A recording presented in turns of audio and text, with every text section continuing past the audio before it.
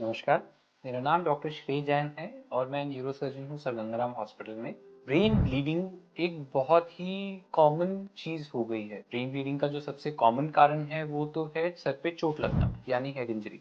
वो चीज़ अलग है, हम उसके बारे में बात नहीं कर रहे। हम बात कर रहे हैं ऐसी ब्रेन ब्लीडिंग की जो अपने आप होने लगी है। ऐसे बहुत सारे पेशेंट्स होते हैं जिनका किसी और कारण से अगर कभी कोई सीटी स्कैन या एमआरआई कराया जाता है तो उसमें पता लगता है कि पहले काफ़ी बार उनके ब्रेन में ब्लीडिंग हो रखी है। तो ऐसा क्यों होता है? इसका सबसे कॉमन कारण है बीपी बढ़ना। अगर आपका ब्लड प्रेशर हाई है और उसको आप ढंग से मेंटेन नहीं करते हैं तो जो आपकी ब्लड वेसल्स होती हैं यानी कि खून की नसें जो होती हैं जो हमारे ब्रेन में होती हैं वो सख्त हो जाती हैं यानी कि स्टिफ हो जाती हैं, जिसकी वजह से अगर कभी भी किसी भी कारण से अचानक से ब्लड प्रेशर बढ़ता है तो वो नस फट सकती है। अब उससे कितनी ब्लीडिंग होती है वो डिपेंड करता है कि उस नस का साइज कितना है। अगर वो नस थोड़ी सी बड़ी है तो ब्लीडिंग ज़्यादा हो सकती है, अगर वो नस छोटी है तो ब्लीडिंग छोटे में ही रुक जाती है। बट नुकसानदायक सारी हर तरह की ब्लीडिंग है। अगर छोटी ब्लीडिंग है तो आपके पास समय रहता है कि आप उसका ट्रीटमेंट करा सकते हो, लेकिन अगर बड़ी ब्लीडिंग होती है तो कई बार हमारे पास टाइम ही नहीं मिल पाता कि हम उसको कुछ करा सकें। अब जब आप इन्वेस्टिगेट कराते हो तो उसका कॉज पता लगता है,